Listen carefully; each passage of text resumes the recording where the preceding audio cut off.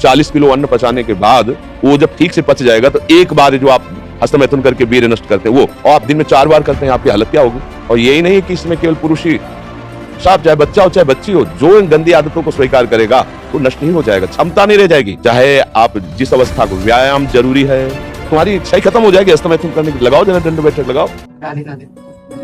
श्री हरिवंश महाराज जी, आपके को कोटि कोटि नमन। गुरुजी, मैंने हॉस्टल में कक्षा 10 में कुसंग के कारण हस्तमैथुन करने लगा। कक्षा 12वीं के एग्जाम के कुछ महीने पहले मैंने इसे छोड़ दिया। मैंने इसे इसलिए छोड़ा क्योंकि मुझसे महापाप हो गया। महाराज जी, मैं उस महापाप को बस आपको अकेले में बताना चाहता हूँ। इस महापाप के कारण मेरी मानसिक बुद्धि खराब। देखो, जब आदमी फिसलता है तो उसको ये नहीं देखना होता कि अब क्या होगा। सब कुछ हो सकता है, जैसे सीढ़ी से फिसल गए, हाथ टूट सकता है, खोपड़ी फूट सकती है, कुछ भी हो सकता है। अब फिसल गए तो फिसल गए, तो अभी कम से कम संभलने का तुम्हें अवसर मिल गया। तो जो कुछ हुआ, जब फिसल गए तो जो कुछ भी हो सकता है। देखो, ये अगर सबसे बड़ा दुश्मन है संसार में, तो जो मन भोगों में जा रहा है सबसे बड़ा दुश्मन मन है। जैसे मानो काम है, अगर काम आपके अंदर अपना अधिकार कर लिया, फिर मतलब पशु में और आप में अंतर नहीं रहेगा। जैसे पशु ये नहीं देखता कि ये हमारे क्या रिलेशन में लगती है, नहीं हमारा क्या संबंध, वो नहीं देखता। वो ऐसे ही जब काम आ जाता है तो कोवा मदांधो मदना तुरुवा।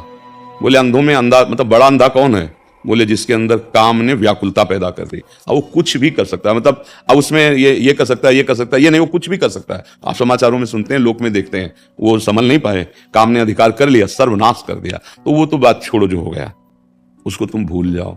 एक बुरा स्वप्न तुम मान करके, जब हम कह रहे हैं वैसे चलो, अगर वो तुम्हारी हालत बच्चा ऐसी जैसे तुम्हारे चेहरे की तरफ देख रहे हैं, यही तो, इसी बात का तो हमारा दुख है कि हमारी नवीन पीढ़ी बहुत बुरी तरह बर्बाद हो रही है। और डॉक्टर और सलाहकार ऐसे मिलते हैं कि वो प्रोत्साहन दे देते हैं कि फिसिटेशन, क्या फ्रस्ट्रेशन, हाँ, अब इसका अर्थ क्या होता है? तनाव। देखो इसका चेहरा कितने तनाव से युक्त है, और वो कह रहा है मैं ऐसी चेष्टा कर।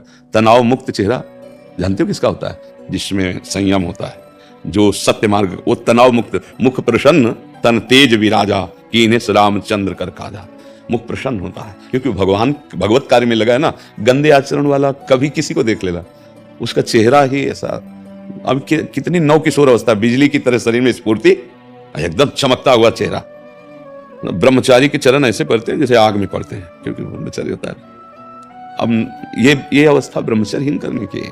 और ये कह रहा पहले से हम कर रहे हैं, इसीलिए हम जब इस विषय आता तो कहते भैया सावधान हो जाओ, ना ये डॉक्टर जानते हैं और ना तुम्हारे सलाहकार जानते हैं, तुम खुद बताओ। अब जैसे बच्चा, खुद देखो तुम्हारी हालत क्या है। जो बच्चे गलत चेष्टाएं करते हैं वो खुद देखें उनकी हालत क्या है।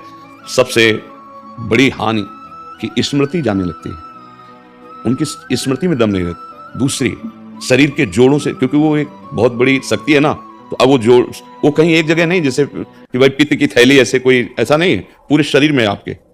वो जो ही ऐसी चेष्टाएं होती है ना, वो मंथन करता है। एक मनोवाह नाड़ी है, तो जैसे दूध से पूरा घी निकाल के मथानी अलग कर देती है ना, मंथन कर, ऐसे पूरे शरीर से पावर निकाल के बाहर कर देती है।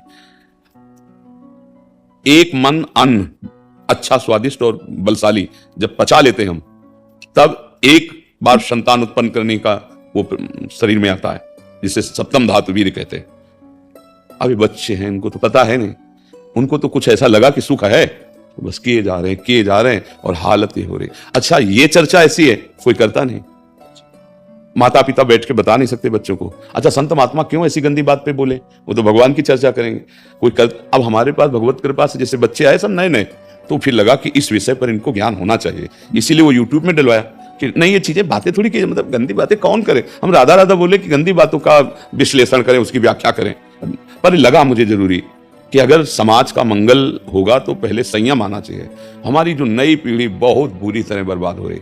अब क्या, जैसे इसके मन में बैठ गया कि मेरे से बड़ा पाप हो गया, मेरे से गलती हो गई, अब ये टेंशन बढ़ता चला जाए और निर्णायक बुद्धि फेल हो चुकी है, तो फिर यही होता है कि अब तो आगे लिखा है महाराज जी, कई बार आत्महत्या करनी। आ गई ना बात, देखो आ गई ना बात। हाँ, आ गई ना बात। वही हम समझाते हैं, समझ में नहीं आ रहा, सबसे हाथ जोड़ते हैं। चाहे अच्छा, अब पुरुष शरीर से तो ऐसे बात कर ली, लेकिन बच्चे उससे कैसे बात करेंगे? लेकिन ये दोष बराबर दोनों में है, ऐसा नहीं कि पुरुष में ही दोष है। चिड़चिड़ा स्वभाव हो गया, अब ड्रग्स ले रहे हैं, गांजा पी रहे हैं, नशा कर रहे हैं, मतलब क्या हालत हमारे बच्चों की हो रही है। आप देखो ना, माता पिता से ऐसे बात करते हैं जैसे नौकर से बात करते हैं, धिक्कार देते हैं ऐसे, मतलब ज्यादा करे तो मतलब माता पिता को भी भय प्रदान करने वाली चेष्टा कर सकते हैं। अच्छा, मैंने सुना है अंग्रेजी दवाओं के जो डॉक्टर होते हैं वो भी इसको जो है हफ्ते 10 दिन के लिए अलाउ कर देते हैं। जो मतलब अंग्रेजी- डॉक्टर भी कहते जो हैं कि डॉक्टर इसको भी करो, कहते कोई हैं, दिक्कत इसको करो कोई दिक्कत नहीं होती है। वो डॉक्टर मतलब एलोपैथिक में इसके लिए निषेध नहीं किया गया है भैया आप वो चीज लोग प्रमोट करती है। अच्छा आप बताओ, ये बच्चा है, ये क्या बोल रहा है? अगर हमारी बात डॉक्टर की बात के विरुद्ध है तो इस बच्चे की बात सुनो, ये क्या कह रहा है? आप एकदम सत्य हैं। हाँ, नहीं हम नहीं सत्य, जैसे दो पक्ष हो तो फिर अब इसने किया, अनुभवी है इस बात का। अब आप जो हम बोले कि अभी कुछ दिनों बाद आपकी भावना बनने लगती कि शरीर लिखा है ना, तो ये बच्चे ने हालत कर ली ना, तो गलत है ना, गलत है ना। तो अब उस डॉक्टर को क्या कहोगे? आयुर्वेदिक में इसको मना किया गया है। देखो, जब आप संयम से रहेंगे ना और फिर गृहस्थी में जाएंगे ना, तो आपकी संतानें बहुत पुष्ट होंगी और आप एक सच्चे गृहस्थ बन सकते हो। जैसे आप, हम कई बार समझाया, उसको कैसे समझाए, हम तो किसान के घर हुए तो जानते हैं। जैसे गेहूं की फसल होती तो एक होता है, एक स्थिति आती है, उसको कहते हैं गलेत।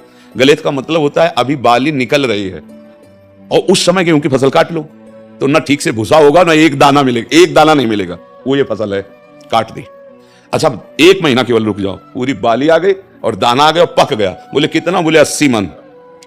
तो समझ रहे हो, आप 20-22 तक ब्रह्मचर्य रहो, फिर ब्याह करके गृहस्थी में जाओ तो इतना मजबूत हो चुके हो कि अब तुम्हें वो गिरा नहीं पाएगा, ये स्थिति नहीं आ पाएगी, मस्त रहोगे। तभी तो भाई गुरुकुलों में यही तो शिक्षा दे के गृहस्थ में भेजा परिपक्व करके। अब देखो कैसे बताएं, अब तुम बहुत छोटे हो बच्चा और बहुत बुरी स्थिति अपनी कर ली। अच्छा जैसे मान लो सलाहकार मित्र हैं, इन बच्चों के सलाहकार कौन? मित्र हैं, वो कहें हम लोग करते हैं। अच्छा आप किसी बड़े से बात करें तो हिम्मत नहीं रह गई। अच्छा संसारिक आदमी में उसको खुद ज्ञान नहीं है, मान लो जैसे माता पिता संसारे में रत हैं, उनको खुद ज्ञान नहीं कि मुझे क्या इस समय निर्णय करना चाहिए। ये तो भगवान की कृपा कहो कि संतों की वाणी आप तक पहुंच रही है, नहीं तो इस विषय पे नहीं बोला जाता। मैं 4 पन्ने में लिख के लेके आया हूँ, वो किसी चीज से के आपको बता दूं, मुझे पूछना है, मतलब उनको बताना है। 4 नहीं पूरा रजिस्टर लिख सकते हो, तुम्हारी इतनी कमियां हो चुकी हैं शरीर में। अब अगर हमारी बात मान, सत्य में पाप हो गया है। छोड़ दे तुम इस समय, देखो देख रहे हो ना इसकी बुद्धि क्या होता है। हम बगाया ना, सबसे बड़ी कमी होती है कि बचाओ अपने बच्चों को, बचाओ अपनी समाज को, बताओ यार बचाओ। कि अभी सब मेरे को पागल कहने लग गए हैं। अब हम वो शब्द नहीं उच्चारण कर रहे, लेकिन क्या कह रहे हैं? सबसे बड़ी जो कमी, बचाओ बच्चों को बचाओ। अभी नादान बच्चे अपना नाश कर लिया, अभी क्या बनेंगे? ये भारत की सेवा करेंगे, ये माता पिता की सेवा करेंगे, अरे अपने शरीर की सेवा करने लायक नहीं रह जाएंगे। बस कैसे हम इस विषय पर क्या बोले हैं?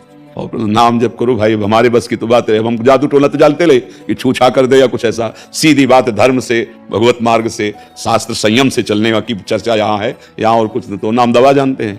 आयुर्वेदिक वैद्यों से मिले, इस समय औषधि लेनी चाहिए, क्योंकि अब आगे बढ़ गया मामला, ऐसा बढ़ गया कि वो सुधरेगा तभी जब बहुत प्यार और शासन दोनों होने चाहिए, बहुत निरीक्षण होना चाहिए और औषधि मिलनी चाहिए और बलयुक्त पदार्थ पवाने चाहिए। और इस बात का निरीक्षण होता रहे कि तुम उन पदार्थों के पावर को बाहर न करो, तो भले संभल सकता है। नहीं तो अब क्या किया जाए, क्या किया जा सकता है? तो राधा राधा जपते हो कुछ देर? क्या वैदिक षडाक्षर मंत्र शिव जी का जपते हैं, चलते थे। थोड़ा सा औषधि के रूप में। देखो अभी मंत्र जपने की योग्यता तब होती जब गुरु मंत्र ले ले और सच्चे आचरण से चले।